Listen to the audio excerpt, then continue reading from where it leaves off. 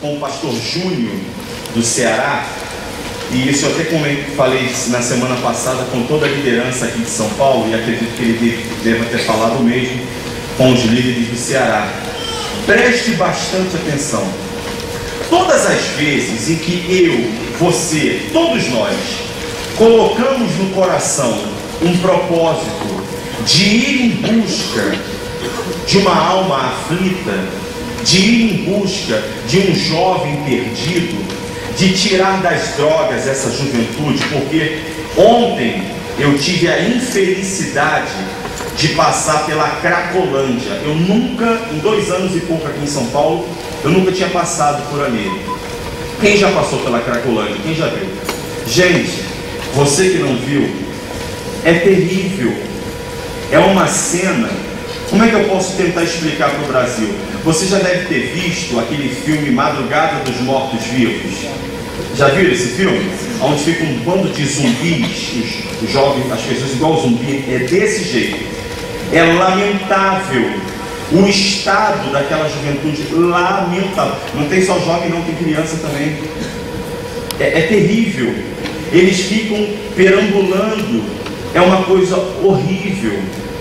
E quando eu olhei, quando me falaram, na verdade, a Cracolândia, eu pensei que era um grupinho sentado ali, cheirando, fumando. Parecia 25 de março. Parecia o calçadão de Nova Iguaçu. É uma coisa horrível. São muitas pessoas. São muitas pessoas, muitos jovens usando drogas. E cabe a mim, a você, a todos nós, irmos em busca dessa juventude. Existem aqueles que estão na Cracolândia, existem aqueles que estão em casa, existem aqueles que estão nas escolas, no trabalho. O que não falta em São Paulo e no Brasil são jovens. Uma juventude que precisa de apoio, uma juventude que precisa que alguém chegue e estenda a mão e diga: vem comigo. Alguém tem que se prontificar. O mal só prevalece e se torna forte quando o bem fica passivo, quando não se faz nada, quando nós nos acovardamos. Mas no momento em que eu dou um passo para frente, então Deus também dá um comigo. E automaticamente uma legião de anjos me acompanha. Porque a minha intenção, porque Deus conhece muito mais do que o coração, Ele conhece a intenção. Existem líderes que tudo que eles querem é usar um uniforme diferenciado, ou simplesmente estar em uma determinada posição de destaque, para que possa se sobressair dos demais. Esse é o intuito. Se é isso que a pessoa quer, ela já conseguiu, então está na hora de ser removida. Já está na hora de você ser removido, porque era o que você queria. Porém, existem outros que não estão preocupados com a posição. Eles não estão preocupados com absolutamente nada. A sede que ele tem é de salvar. A fome que ele tem é de ganhar almas. O que ele mais quer é gastar a força que ele tem, a juventude que ele tem, em prol de uma causa. Porque eu não luto apenas pela igreja. Porque a igreja, templo, isso um dia vai o quê? Vai acabar. Nós lutamos por uma causa. Jesus não morreu na cruz, Ele não morreu na cruz por um templo, Ele morreu na cruz por uma causa. Ele morreu e ao terceiro dia ressuscitou, para que todos aqueles que viessem crer nele não viessem a perecer, mas tivessem vida eterna. Então a causa era nobre, era conduzir pessoas a uma vida eterna. Porque para muitas pessoas pensam que quando ela morre, acaba. Não acaba. A vida continua após a morte. A vida continua. Então, conversando com o pastor Júnior, o que nos chamou a atenção, no momento em que Jesus colocou no coração de ir a uma determinada cidade, o qual ele teria que atravessar um lago de barco, porque do outro lado daquela margem, do outro lado do lago, existia um jovem endemoniado, o endemoniado gadareno. Jesus estava indo lá para poder mudar aquela cidade, para poder ajudar aquele povo. E no lago, o que foi que aconteceu? Houve uma grande o quê? Tempestade. Só que você é muito estranho, né? Já parou para pensar? Tempestade num lago. A tempestade costuma se dar aonde? No mar. Porque aquela tempestade não era simplesmente uma situação climática ou fenômeno da natureza. Naquele momento em que Jesus se colocou à disposição para ir em busca de uma alma aflita que estava presa, porque aquele jovem endemoniado, ele vivia com grilhões, sim ou não? As pessoas tinham medo daquele jovem. E se você for na Cracolândia, tem jovem que você olha para ele que dá medo, sim ou não? Nós temos aqui jovens que antes de se converter, quem olhava para ele tinha medo. As pessoas tinham medo porque parecia um bicho. Estou mentindo? Por causa das drogas, o cabelo, a unha, o jeito, as pessoas tinham medo até de chegar perto. No momento em que Jesus se colocou à disposição para ir lá e salvar aquele jovem, uma tempestade cruzou o seu caminho para poder barrar o caminho. E é isso que acontece aí no Amazonas, no Tocantins, os jovens que estão me ouvindo do Tocantins, os jovens do Pará, os jovens do Piauí, Alagoas, Sergipe, os jovens de Brasília, Rio Grande do Sul, Minas Gerais, Santa Catarina, os jovens do Rio Grande do Norte, do Maranhão, a juventude do Espírito Santo, os jovens da Bahia, Rio de Janeiro, os jovens de Goiás. Todas as vezes que você no Mato Grosso do Sul, se coloca à disposição de ir em busca de um jovem sofrido, de uma alma perdida, naquele momento surge nos teus caminhos, até na sua própria vida, surge uma tempestade. Alguma coisa que venha distrair você, roubar a sua atenção, ou fazer com que você perca o foco. Que você perca o quê? O foco. Que você desvie o seu objetivo. Que você fuja o objetivo. Que você comece então a se preocupar se o barco vai ou não que virar. Automaticamente você então passa a se preocupar com a sua própria vida.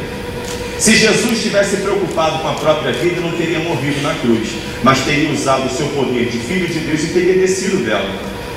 Sim ou não? Ou ele não poderia fazer isso? Ele tinha poder ou não para fazer tal coisa? Lógico que tinha, porque o homem que transforma água em vinho, o homem que faz milagre pra caramba, não tinha poder para descer da cruz? Lógico que tinha. Mas ele não estava preocupado com aquilo que iria passar, mas a preocupação dele é com as almas que ele teria que salvar. E é isso que eu quero que você compreenda. Você tem hora que parece que não vai resistir, em que a situação está tão difícil que vai virar esse bendito barco. Mas tudo isso acontece para que você perca o foco, como está acontecendo agora. Tudo está acontecendo para que você perca o quê? E eu também perca o foco.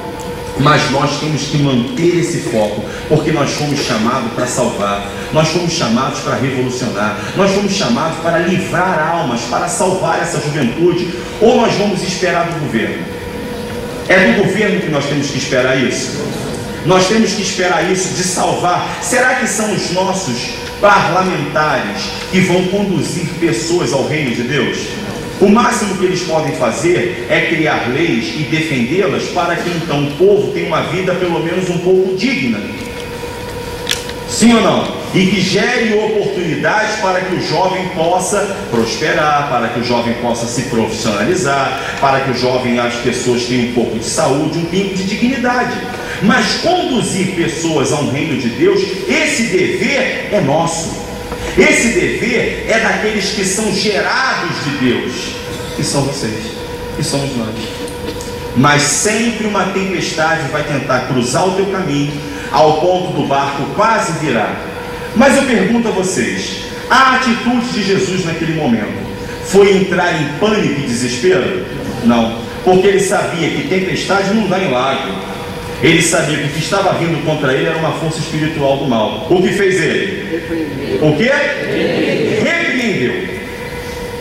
No momento em que você percebe, deixa eu tentar te explicar, você está muito bem, você está trabalhando, o seu grupo está crescendo, você percebe que, poxa, você está num nível espiritual muito bom, cara, um relacionamento com Deus, você está indo muito bem, obreiros estão sendo levantados, jovens têm sido levantados a obreiros sendo levantados a pastores, você está observando que a tribo está crescendo, a igreja está enchendo, está acontecendo um avivamento, de repente um problema.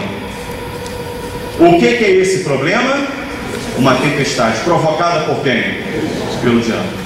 Exatamente para que você perca o foco. Por isso, não perca o foco. Em hipótese alguma, não perca o foco, mas faça como Jesus fez, estendeu a mão e repreendeu a tempestade. Então, todas as tempestades que aparecerem na sua vida, ou no seu trabalho, no seu ministério, naquilo que você desempenha, repreenda, porque com certeza é mandado. É mandado. Veio de um principado para poder amarrar o teu trabalho. O espírito maligno está se levantando para poder impedir que você chegue do outro lado. Porque chegando do outro lado, aquele jovem endemoniado será o quê? Salvo, será livre, será liberto. É isso que vai acontecer. Sabendo disso, o que nós vamos fazer? Esse mês de fevereiro, atenção aos pastores, aos obreiros regionais, aos líderes de igreja, líderes de tribo, todos responsáveis de projetos, secretários, todos que estão nos ouvindo e vendo. Nós vamos fazer um trabalho forte também de consagração, porque no momento em que veio a tempestade, Jesus não se preocupou. Ele estava tranquilo, ele estava certo, ele estava em paz consigo mesmo. Ele sabia que aquilo era uma leve e momentânea tribulação, mandada pelo diabo. Então, o fogo que veio de lá, ele fez o quê? Fogo de cá também. E disse, seja repreendida a tempestade. E o que aconteceu com a tempestade? Foi embora. Meu amigo, as lutas e dificuldades que estão surgindo na tua vida, é leve e momentânea tribulação. É algo mandado pelo diabo, para que você perca o foco. Esse mês todo, vamos trabalhar com jejum, oração, vamos santificar o grupo, monte as correntes de oração, leve o jovem a fazer aquele relógio de jejum e de oração. Esses princípios básicos não podem se perder no trabalho da Força Jovem, não. Por mais que nós venhamos criar atividades, mas a base não pode se perder. E eu sempre aprendi que quando se surge um problema, joelho no chão, jejum e oração. E é assim que se resolve as dificuldades da vida. Nós temos que fazer com que essa juventude, elas venham buscar esse Deus, buscar essa santidade. E nós temos uma meta, temos um objetivo: cruzar o outro lado do lago. Porque do lado de lá existe uma juventude que precisa ser livre. Mas de tudo o diabo vai fazer para desviar o seu foco. Por isso, repreenda todas as aves de rapina que vier na tua cabeça, pensamentos negativos. Você líder de tribo, vai acontecer situações do seguinte, ó, desiste, para com isso, ó, isso aí, esse teu grupo aí não vai crescer não, rapaz, passa para outro. Responsável de igreja, tua igreja não cresce, está fora, sai fora. Regional, desiste, o diabo vai fazer de tudo para que você jogue a toalha. Não joga não, não joga não, não jogue a toalha, porque se você jogar a toalha, o barco vai fazer o quê? Vai virar.